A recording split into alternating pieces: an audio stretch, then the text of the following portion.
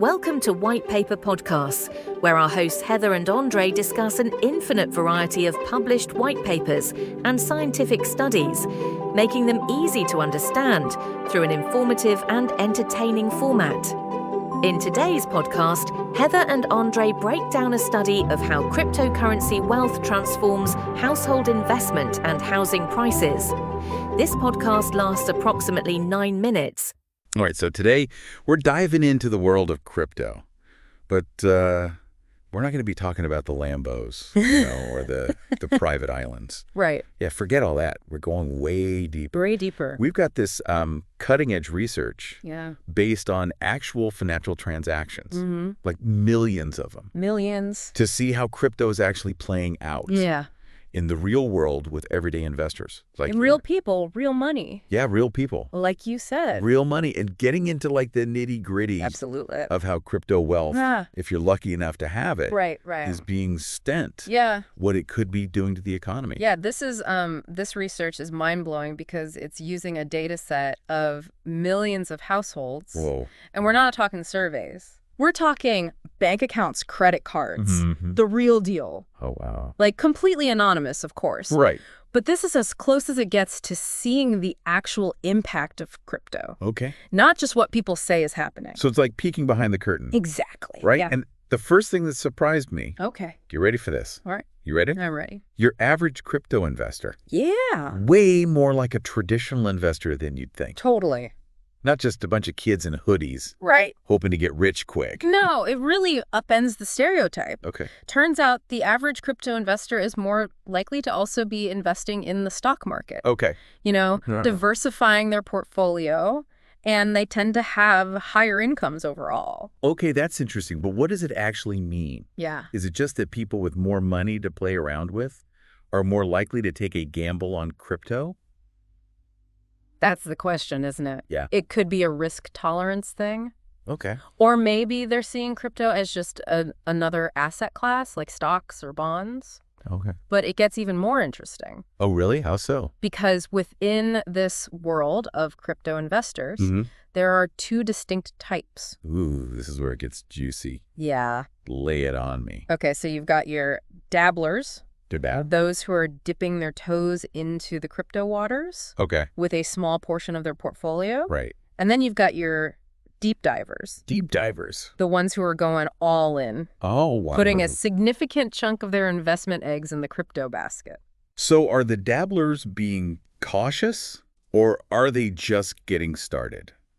That's a great question. And are the deep divers the real risk takers, or do they know something the rest of us don't? Right. What do you think, listener? Yeah. Where do you see yourself in all of this? Yeah. But let's not get ahead of ourselves. Okay. We'll unpack the why behind these crypto investors in just a bit. Yeah. First, we got to find out what they're actually doing with all that crypto cash. Right. Okay, so we've got these crypto investors. Right. Some dabbling, some diving in head first. Yeah.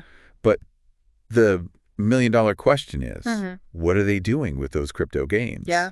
Are we talking like life-changing purchases, or are they stashing it away like any other investment? That's where it gets really interesting. Okay. Economists have this concept called marginal propensity to consume. MPC. MPC, gotcha. Think of it like this. Okay. Imagine your crypto portfolio is a leaky bucket. Okay. A high MPC means you're spending those gains quickly. Lots of holes in the bucket.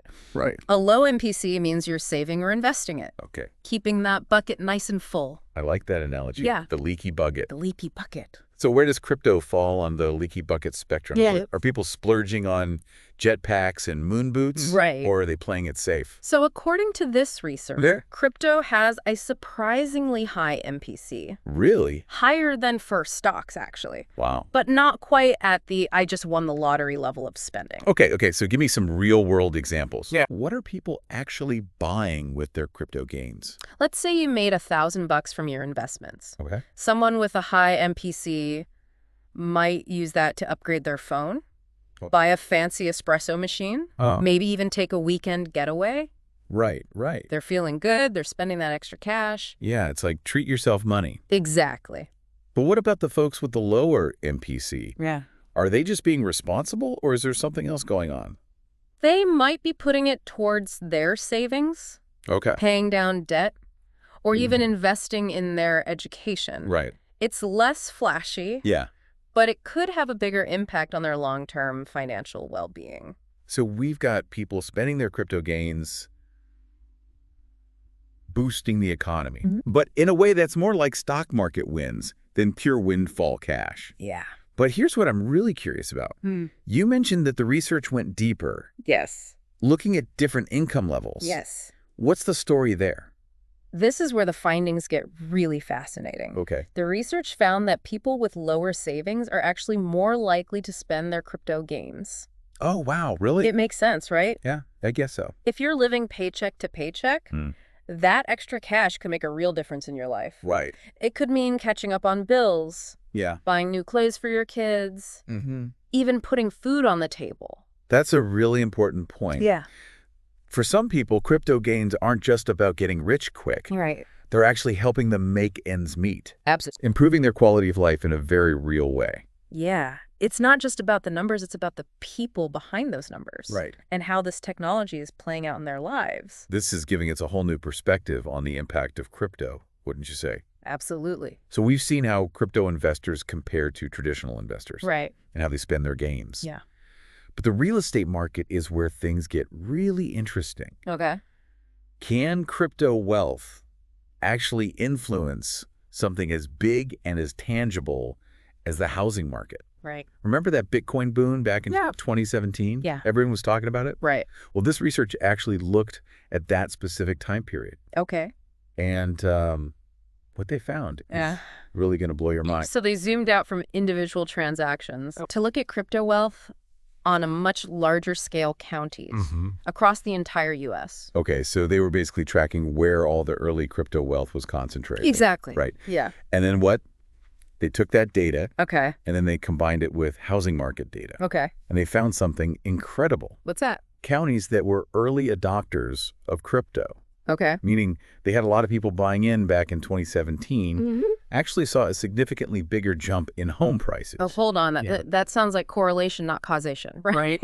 Couldn't it just be that those early adopting counties were already on an economic upswing? That's the million-dollar question, isn't it? Yeah. But here's where the research gets really impressive. Okay. They were incredibly thorough in their analysis. They didn't just look at raw home prices.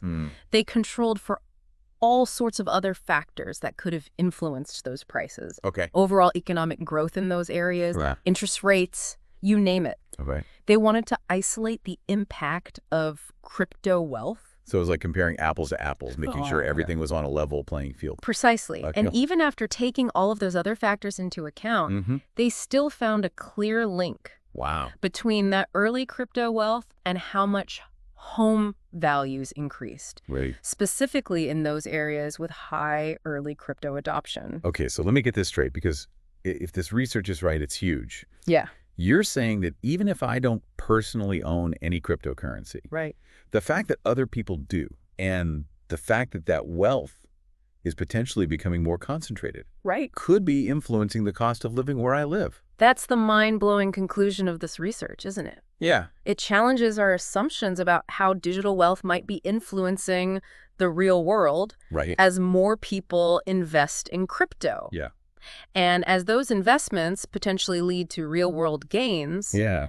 we're potentially talking about a whole new set of factors Wow. influencing the cost of housing. This is where it gets really interesting, right? Yeah. Because we're talking about potential ripple effects that we're only just starting to understand. Right. What happens as crypto becomes even more mainstream? Right. Will we see even bigger swings in the housing market? Yeah. Will it impact other parts of the economy? It makes you think. It really does. And that's what this deep dive is all about. Absolutely. Thanks for joining us on this journey. And remember, Yes. keep asking those questions. Right. Keep digging deeper. Absolutely. And we'll see you on the next deep dive. See you then.